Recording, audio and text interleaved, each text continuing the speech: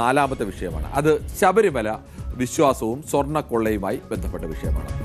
ഈ കഴിഞ്ഞ തദ്ദേശ തെരഞ്ഞെടുപ്പിൽ ഏറ്റവും കൂടുതൽ UDF ഉന്നയിക്കുകയും UDF വോട്ടായി എന്ന് കരുതപ്പെടുകയും ചെയ്യുന്നൊരു വിഷയമാണ് ശബരിമല വിശ്വാസവും ശബരിമല സ്വർണ്ണക്കൊള്ളയുമായി ബന്ധപ്പെട്ട വിഷയം. സ്വർണ്ണം കട്ടവൻ ആരപ്പ എന്ന പാട്ടൊക്കെ ഏറ്റവും ഹിറ്റായി ഓടിയ ഒരു തെരഞ്ഞെടുപ്പ് കൂടിയായിരുന്നു കഴിഞ്ഞ തദ്ദേശ തെരഞ്ഞെടുപ്പ്. എന്തായാലും ഈ തെരഞ്ഞെടുപ്പിൽ അതിശക്തമായ രീതിയിൽ തുടക്കം മുതൽ ഈ വിഷയം ഉന്നയിക്കുന്നില്ല എന്ന പ്രത്യേകത കൂടിയുണ്ട്. UDFനെ സംബന്ധിച്ച് വിഷയം ഉന്നയിക്കുന്നുണ്ട്, പക്ഷേ അവർ ഒരു മുഖ്യ പ്രചരണ ആയുധമായി അതെന്തായാലും ഉപയോഗിക്കുന്നില്ല. വിശ്വാസ വിഷയത്തിൽ U-ടേൺ അടിച്ച ഒരു സർക്കാർ കൂടിയാണ് LDF സർക്കാർ. അതുവരെ നവോത്ഥാനം പറയുകയും നവോത്ഥാന നായകനായൊക്കെ ഉയർന്നു കാണുകയും ചെയ്ത പിണറായി വിജയൻ മുതലുള്ള നേതാക്കൾ, CPM-ന്റെ നിലപാട്, അതിനെ അനുകൂലിച്ച വലിയൊരു വിഭാഗം എല്ലാ മതത്തിൽപ്പെടുന്ന ആചാരങ്ങളിലൊക്കെ മാറണം എന്ന് ചിന്തിക്കുന്ന മനുഷ്യർ, പുരോഗമന ചിന്താഗതിക്കാർ, അവരെല്ലാം ഒറ്റ നിമിഷം കൊണ്ട് ഇരുട്ടിലാക്കിക്കൊണ്ട് അതല്ല ഞങ്ങളുടെ നിലപാട്, വിശ്വാസികൾക്കൊപ്പമാണ്, ആചാരങ്ങൾക്കൊപ്പമാണ്, ഹിന്ദു പണ്ഡിതരൊക്കെ പറയുന്നതാണ് ശബരിമലയിലെ വിശ്വാസം എന്ന പക്ക മലക്കം മറിച്ചിൽ നടത്തിയ ഒരു സർക്കാർ. പക്ഷേ മലക്കം മറിഞ്ഞ് ഈ ഭൂരിപക്ഷം കിട്ടും എന്ന് പ്രതീക്ഷിക്കപ്പെടുന്ന ആളുകളുടെ നിലപാടിനൊപ്പം സർക്കാർ വരുമ്പോൾ അതിനെ വല്ലാതെ വിമർശിക്കാൻ UDFനും പ്രയാസമുണ്ട്. അതുകൊണ്ടാവാം ചിലപ്പോൾ UDF ഈ വിഷയം അങ്ങനെ ഒന്നാമത്തെ വിഷയമായി നിലനിർത്താത്തത്. പക്ഷേ അപ്പോഴും UDF അത് നിലനിർത്തുന്നുണ്ട്. അതിൻ്റെ ഒരു നേട്ടം സ്വാഭാവികമായും ഇതുവരെയുള്ള രാഷ്ട്രീയം പരിശോധിച്ചാൽ അത് UDFന് തന്നെ ലഭിക്കാനാണ് കൂടുതൽ സാധ്യത. സ്വർണ്ണക്കൊള്ളയിലൊക്കെ CPM-ന്റെ നേതാക്കളടക്കം അറസ്റ്റ് ചെയ്തില്ലേ എന്ന് സർക്കാർ പറയുമ്പോൾ കോടതിയുടെ മുന്നിൽ അറസ്റ്റ് ചെയ്തില്ലെങ്കിൽ മുന്നോട്ട് പോകാൻ കഴിയാത്ത അവസ്ഥ ഉണ്ട്. അതുകൊണ്ടാണ് അറസ്റ്റ് ചെയ്യേണ്ടി വന്നതാണെന്ന് പറയുന്നു.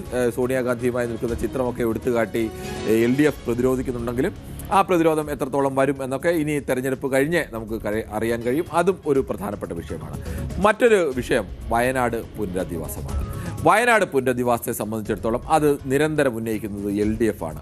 വയനാട് പുനരധിവാസത്തിൽ സർക്കാരിൻ്റെ ടൗൺഷിപ്പ് പൂർത്തിയാക്കാനും അത് ഉദ്ഘാടനം ചെയ്യാനും എല്ലാം കഴിഞ്ഞു. പക്ഷേ അപ്പോഴും അവിടെ കയറി താമസിക്കാൻ കഴിയുന്ന ഒരവസ്ഥയിലേക്ക് വീടുകളെ എത്തിക്കാൻ കഴിഞ്ഞിട്ടില്ല. തിരക്ക് പിടിച്ച് തെരഞ്ഞെടുപ്പും വരുന്നത് മുന്നിൽ കണ്ടുകൊണ്ട് തിരക്കിട്ടൊരു ഉദ്ഘാടന പരിപാടി നടത്തുകയായിരുന്നു, എല്ലാവർക്കും അറിയാം.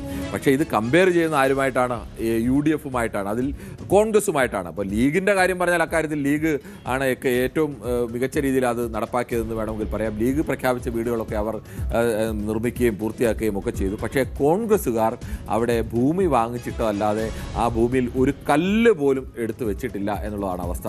ഈ തെരഞ്ഞെടുപ്പ് വരും എന്നുള്ളതൊക്കെ എത്രയോ നേരത്തെ കോൺഗ്രസ്സുകാർക്ക് അറിയാമായിരുന്നതാണ്. അതിനു മുമ്പ് പൂർത്തിയാക്കേണ്ടതാണ്. സർക്കാരായാലും കോൺഗ്രസ് ആയാലും ലീഗായാലും ഒക്കെ അവർ ഈ വയനാട്ടിലെ ജനങ്ങളെ ആകെ പുനരുദ്ധരിച്ച് കളയാം എന്ന ഒരു വിശാല കാഴ്ചപ്പാടിൽ മാത്രമൊന്നുമല്ല ഈ വീട് നിർമ്മിക്കുന്നത്. തെരഞ്ഞെടുപ്പിൽ വോട്ടാക്കാൻ വേണ്ടി കൂടിയാണ് എന്നതൊരു രാഷ്ട്രീയ യാഥാർത്ഥ്യമാണ്. അതൊക്കെ എല്ലാ രാഷ്ട്രീയ പാർട്ടികളും ചെയ്യുന്നതാണ്. അതിലൊന്നും നമുക്ക് തെറ്റും പറയാൻ കഴിയില്ല. പക്ഷേ അവിടെ ഒരു കമ്പാരിസൺ വന്നു കഴിഞ്ഞാൽ സ്വാഭാവികമായും കോൺഗ്രസിനെ സംബന്ധിച്ച് ഇപ്പോഴും അവിടെ ഒരു വീടിൻ്റെ സ്കെൽട്ടണെങ്കിലും സർക്കാർ നിർമ്മിച്ച വീടുകൾ ഇന്നല്ലെങ്കിൽ നാളെ കയറി താമസിക്കാൻ കഴിയുമെന്നത് കണ്ണുകൊണ്ട് നേരിട്ട് ജനത്തിന് കാണാൻ കഴിയുന്നതാണ്.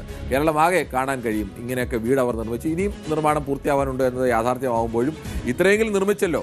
മറ്റവരുമായി താരതമ്യപ്പെടുത്തുമ്പോൾ മറ്റവർ ഒന്നും നിർമ്മിച്ചില്ല എന്നത് വരും. അവിടെ സ്വാഭാവികമായും സർക്കാരിന് ഒരു എഡ്ജ് ഉണ്ട് എന്ന് തന്നെ പറയേണ്ടി വരും. പക്ഷേ ആ വിഷയം എത്രത്തോളം സജീവമായി നിലനിർത്താൻ സർക്കാരിനും LDFനും കഴിഞ്ഞിട്ടുണ്ട് എന്നുള്ള ചോദ്യം അവിടെയുമുണ്ട്. ഇനി ആറാമത്തെ വിഷയം, പലരും കരുതും മുഖ്യ ചർച്ചാ വിഷയമാവേണ്ടത് അതല്ലേ, വികസനം അല്ലേ എന്നുള്ളൊരു ചോദ്യമുണ്ട്. പക്ഷേ വികസനം എന്നുള്ളത് മുഖ്യ ചർച്ചാ വിഷയം ആവേണ്ടത് തന്നെയാണ്. വികസനം നടപ്പാക്കുക എന്നുള്ളത് ഏത് സർക്കാരിനെ തിരഞ്ഞെടുത്താലും അവരുടെ ഉത്തരവാദിത്വമാണ്. അത് മികച്ച രീതിയിൽ ചെയ്താൽ അവർ സ്വാഭാവികമായും അത് വോട്ടാക്കി മാറ്റാനൊക്കെ കഴിയും. LDF സർക്കാരിനെ സംബന്ധിച്ച് പ്രത്യക്ഷമായ വികസന പദ്ധതികൾ കഴിഞ്ഞ 5 വർഷമല്ല 10 വർഷത്തെ വികസന പദ്ധതികൾ ഒരുമിച്ചെടുത്ത് കാണിച്ചാൽ അങ്ങനെ ഒരു വലിയ കേരളത്തിലൊരു വലിയ മാറ്റം, അത് വിദ്യാഭ്യാസ മേഖലയിലായാലും തുറമുഖ മേഖലയിലായാലും ആരോഗ്യ രംഗത്തായാലും എല്ലാ മേഖലയിലും അത്തരം എടുത്തു കാട്ടാൻ കഴിയുന്ന വികസന പദ്ധതികൾ സർക്കാരിന് മുക്കിനും മൂലയിലും എല്ലാം ഉണ്ട്. അവിടെയെല്ലാം അത് ഉയർത്തിക്കാട്ടിയാൽ വികസനമാണ് മുഖ്യ ചർച്ചയെങ്കിൽ അവിടെ എഡ്ജ് സ്വാഭാവികമായും അത് ഇടതുമുന്നണിക്ക് തന്നെയാണ്. ഇടതുമുന്നണിക്ക് അത്തരം ഒരു എഡ്ജുണ്ട്. ഈ UDFൻ്റെ കാലത്ത് തുടങ്ങിയതാണ് വിഴിഞ്ഞമടക്കമുള്ള പദ്ധതികൾ എന്നൊക്കെ പറയുമ്പോഴും അതല്ല. പ്രത്യക്ഷത്തിൽ എത്രയോ പാലങ്ങൾ വന്നിരിക്കുന്നു.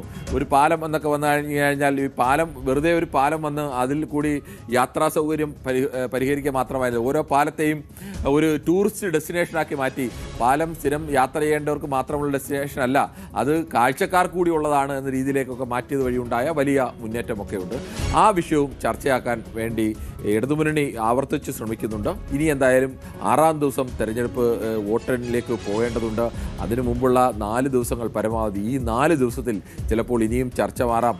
പേരാമ്പ്രയിൽ നിന്ന് അനൗൺസ്മെൻറ്റ് വിവാദം വരുന്നു. പണ്ട് കാഫിർ സ്ക്രീൻഷോട്ട് വന്നതുപോലെ ചിലപ്പോൾ അത് കത്തിപ്പടർത്താൻ സാധ്യതയുണ്ട്. അല്ലെങ്കിൽ മറ്റ് പല വിഷയങ്ങളിലും ഇനി പൊട്ടി വീഴാം പല വിഷയങ്ങൾ. തെരഞ്ഞെടുപ്പിൽ എപ്പോഴും അങ്ങനെയാണ്. ഈ അവസാന ദിവസങ്ങളിലൊക്കെ അപ്രതീക്ഷിതമായി വലിയ വലിയ വിഷയങ്ങൾ, വലിയ അഴിമതികൾ, അല്ലെങ്കിൽ വലിയ വലിയ പദ്ധതികൾ, അല്ലെങ്കിൽ വലിയ വിവാദ വിഷയങ്ങൾ, അല്ലെങ്കിൽ വർഗീയ മതവുമായി ജാതിയുമായി ബന്ധപ്പെട്ട വിഷയങ്ങൾ, അത്തരം ചില ഒരു നേതാവിൻ്റെ പ്രസ്താവന മതി ചിലപ്പോൾ ആകെ ഒരു തെരഞ്ഞെടുപ്പിൽ ഒരു പാർട്ടിയെ ജയിപ്പിക്കാനോ തോൽപ്പിക്കാനോ ഉള്ള തരത്തിലേക്കൊക്കെ മാറിപ്പോകാൻ. അതൊക്കെ ഇനി ചിലപ്പോൾ ഉണ്ടാവാം, ഉണ്ടാവാതിരിക്കാം.